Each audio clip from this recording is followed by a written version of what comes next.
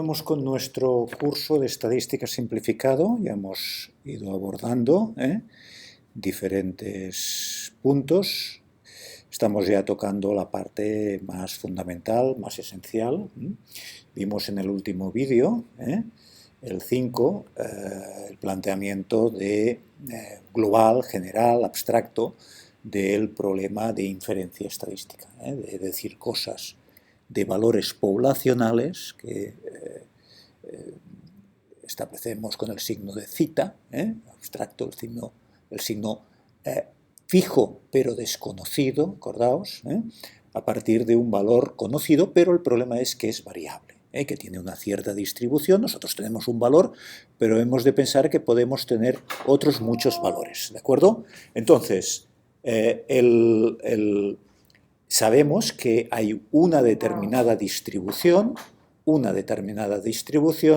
de este valor de cita con sombrero, de este valor, digamos, que utilizamos como pronóstico para el cita sin sombrero, el cita poblacional que desconocemos. Vimos que en general, prácticamente siempre, el promedio de los valores que podríamos tener, no solo del que tenemos, sino de todos los que podríamos tener, el promedio es el valor que buscamos, el valor poblacional que buscamos. Y que esto tiene una determinada forma, una determinada distribución y sobre todo lo que se llama un error estándar, una dispersión determinada. Y buena parte del trabajo estadístico, de un estadístico profesional, es establecer cuál es la distribución y sobre todo el error estándar, la dispersión de un determinado cálculo muestral que nos permita aproximarnos a un valor poblacional fijo pero desconocido. Entonces, os dije que en este vídeo veríamos de qué depende la distribución, esta distribución y sobre todo el error estándar, de qué depende. Depende del tamaño de la población, de cuán grande sea la población. Esto lo simbolizamos con N mayúscula.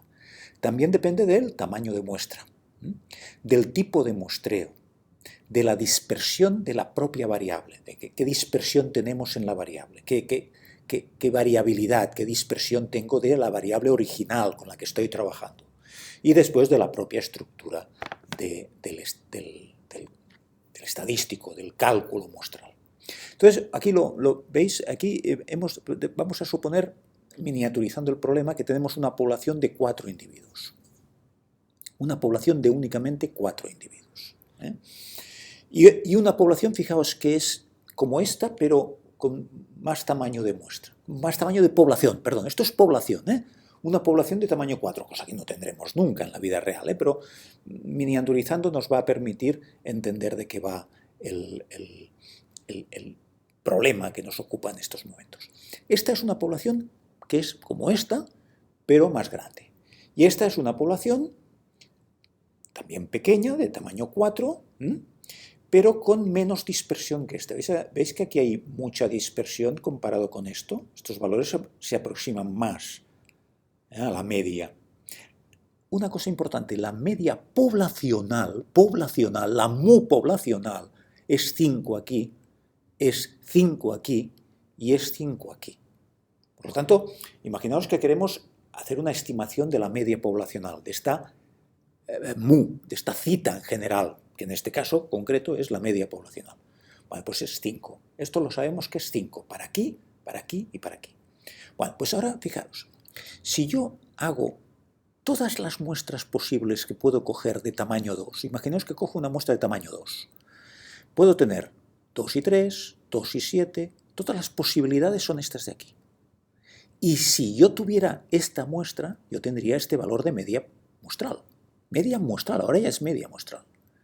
Si yo tuviera esta muestra, tendría esta media. Esta, ¿veis? Estoy calculando las medias muestrales para las diferentes muestras posibles, todas las muestras posibles. Fijaos que ahora, si lo represento, esto es la función de distribución de la media muestral de tamaño 2, ¿veis? Tengo 2 veces, porque el 5 aparece 2 veces, tengo el doble de probabilidad. Esto es la distribución. Y aquí tendría la posibilidad de calcular un error estándar, que es la dispersión de estos valores. Sería, si yo calculara la desviación estándar de estos valores de aquí o de esta curva, podríamos decir, no es una curva, pero bueno, una función de distribución, tendría un determinado error estándar, una determinada variación. Fijaos que si cogiera muestras de tamaño 3, fijaos el tamaño de muestra aumenta, ahora las muestras posibles serían estas. 2, 3, 7, todas las combinaciones posibles, sin repetición, porque no puedo volver a... Yo cojo 3 individuos, pero el 2 no lo puedo coger 2 veces. Y estos serían los valores. Fijaos que ahora la distribución ha cambiado, ¿veis? Como depende del tamaño de muestra, fijado en un tamaño poblacional. Y hay menos error estándar, ¿veis que están más próximos a la media? Esto es la distribución, esto es esta distribución que os acabo de decir que es tan importante y que normalmente no la conocemos, porque para conocerla exactamente necesitaríamos tener toda la población y todas las muestras posibles. Pero la estadística lo que hace es, la teoría estadística lo que hace es intentar llenar este hueco, de intentar pensar cómo podría ser, a partir de la muestra que yo tengo, cómo podrían ser todas las muestras posibles. O sea, a partir de lo que tengo intento construir cómo podrían ser lo que no tengo. Esto es un juego de palabras muy importante. Ahora mirad que aumentamos el tamaño de población. Y ahora ya tengo 2, 2. ¿Por qué? Porque tengo estos dos doses pueden salir en la muestra por azar. ¿Veis? Esas son todas las muestras posibles. Todas, muchas más, claro. Y esta es la distribución. Una distribución un poco diferente. Y que es una distribución que, si la miramos respecto de esta, es un poco más dispersa. Tiene un poco más de dispersión, porque hay más distancia entre el tamaño de muestra y el tamaño poblacional. También ha cambiado el error estándar. La dispersión es un poco más dispersa, es un poco más incierto lo que puede pasar si yo trabajo con una muestra de tamaño 2, como aquí, pero con una población más grande, si hay más distancia entre el tamaño de muestra y el tamaño de población. Estoy más distante, digamos, de lo poblacional. Si la población es menos dispersa, fijaros, esta de aquí, es interesante compararla con esta de aquí, tengo una población de tamaño 4 y una muestra de tamaño 2. Fijaros que los valores posibles, las muestras posibles son estas, y la distribución es esta de aquí. ¿Veis? Es una distribución mucho más compacta que esta de aquí. ¿Veis?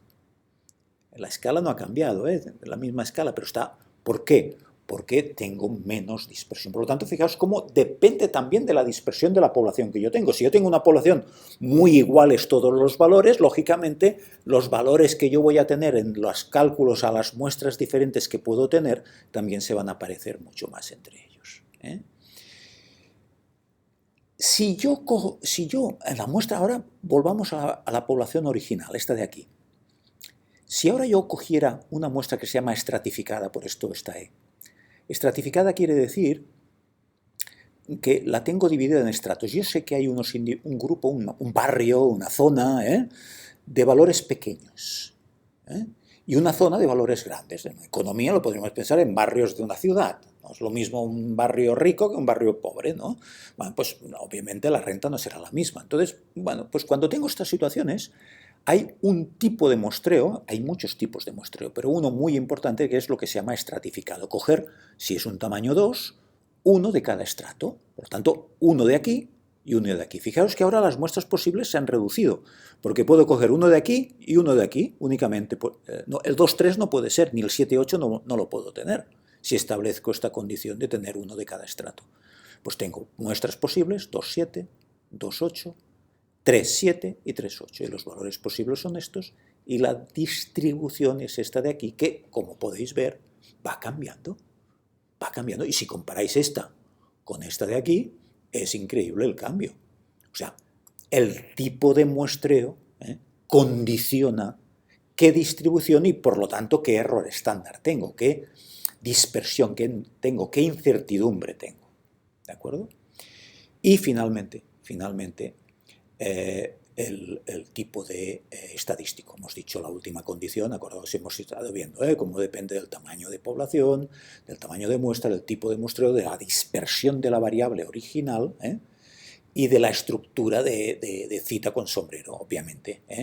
Claro, si yo tengo a esta misma muestra, es la primera, de la población de tamaño 4, todas las muestras posibles sin estratificar, la media muestral, todo esto de aquí reproduzco lo que hemos visto antes, y ahora si yo cogiera el rango de una muestra es la diferencia entre el máximo y el mínimo. El máximo de la muestra 3, el mínimo 2, siempre tendré un máximo y un mínimo, en todas las muestras, pero en este caso es la diferencia entre uno y el otro.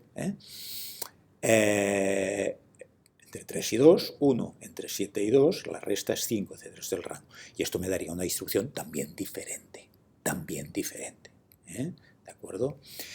Por lo tanto, tenemos que depende de la estructura. Esto era obvio, pero bueno, simplemente para que lo veáis, que también depende de qué estadístico, de qué cálculo muestral esté utilizando, la distribución será una u otra. La distribución de este estadístico es distinta que esta de aquí, a pesar de que tengo el mismo tamaño de población, la misma dispersión, ¿verdad? Esto no ha cambiado, lo que cambia es la estructura del cálculo muestral. ¿De acuerdo? Bueno, pues fijaros, por lo tanto, que ya tenemos caracterizado de qué depende la distribución de este cita con sombrero, de este cálculo muestral. Y esto es clave, porque en todo procedimiento estadístico está implicado un cálculo muestral, un cita con sombrero. O sea, siempre tenemos un problema en el ámbito que sea. Siempre tenemos un problema de que queremos decir cosas poblacionales, o sea, de un cita con sombrero, o de más de un cita con sombrero, obviamente, de un cita sin sombrero, perdón. Y lo que hacemos es calcular a la muestra un estadístico, un cálculo muestral, que es un cita con sombrero, que es variable, tiene variabilidad, tiene variación, ¿de acuerdo? Y lo que hago es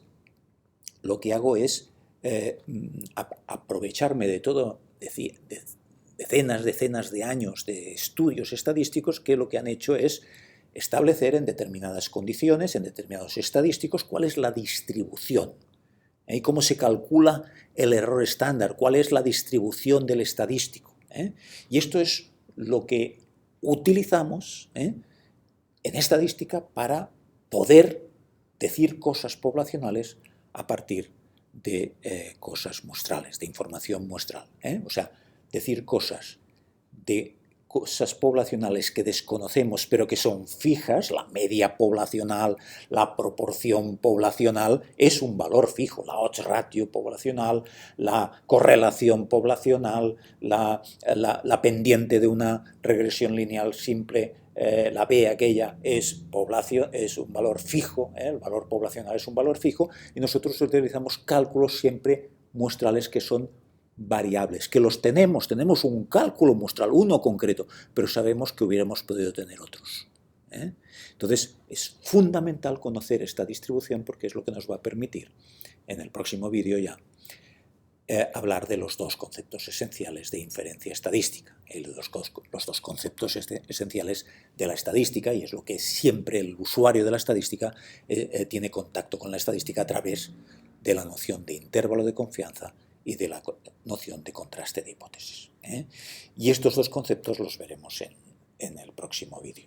Son fundamentales, pero es fundamental haber entendido, toda la problemática, qué números, qué modelos, qué técnicas y qué modelos utilizamos. Acordaos que hemos ido viendo desde una población, pues todos los problemas que nos plantea una población, valores poblacionales a partir de una muestra para decir cosas de una población, después de una población y dos variables, toda la problemática de crear pues, medidas de la relación, modelo de la relación, fórmula de la relación, en la G cuadrado lo vimos, en la regresión logística, en la regresión de Poisson, etc.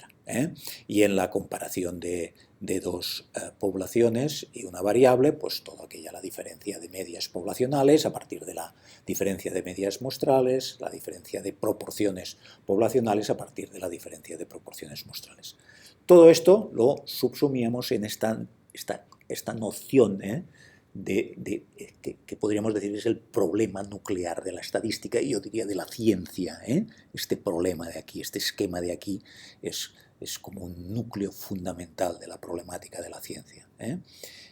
Valores fijos, desconocidos, valores conocidos pero variables. Y la estadística se ha dedicado toda su historia a intentar ver, de caracterizar, decir cosas de esto que en realidad no tenemos, nunca tendremos, porque no tenemos todas las muestras posibles, pero que sí tenemos una muestra y de esta muestra le sacamos el máximo jugo, el máximo provecho para llegar a entender o a especular con la máxima fiabilidad posible de cuál debe ser el comportamiento de este cálculo muestral variable que utilizamos para aproximarnos a los valores poblacionales. Y a través de este girar en torno a un valor desconocido, que no sabemos dónde está localizado, y conocer cuál es el error estándar, cuál es la dispersión, cuál es la amplitud de esta curva, podemos construir intervalos de confianza y realizar contrastes de hipótesis, que son, repito, las piezas básicas de la estadística y las piezas básicas de la ciencia. ¿De acuerdo? Bueno, pues lo dejamos aquí. Gracias.